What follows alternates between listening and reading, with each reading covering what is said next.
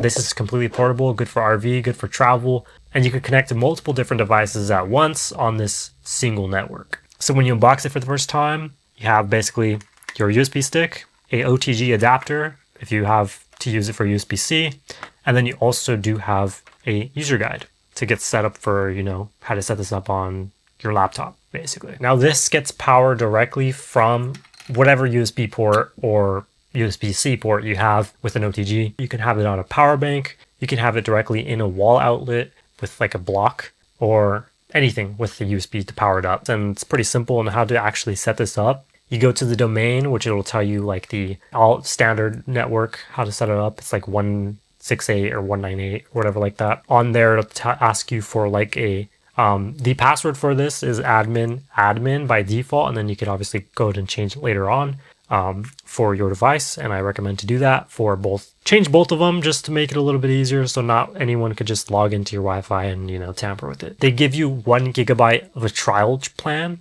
all automatically on here, so it's a SIM card. It's built in here automatically. Unlike, prepaid SIMs where you're only able to use it as a hotspot for one device, you can have up to 10 devices on this stick. It tells you on the back, there's a QR code. You can scan that, put your ICC ID in, which is located on the back of the stick itself, and you can go ahead and buy more for the plan itself. There's 1 gig trial on here, which is good for about a day, but it's good enough to tell you, network speed and all that, which we did do testings when it came to network for upload and download speed. I did notice that they are really, really quick when it comes to it. This uses 4G LTE data. I would say the range is really decent. When it comes to the prepaid plans, I'm going to go through some of the pricing when it comes to that. 15 is $20, 25 gigs is $32.5, 50 gigs is $60, 100 gigs is $80. So they offer you in like ranges as well as how much gigabytes of data you're going to use. So whatever expires first, if you run out of the data first,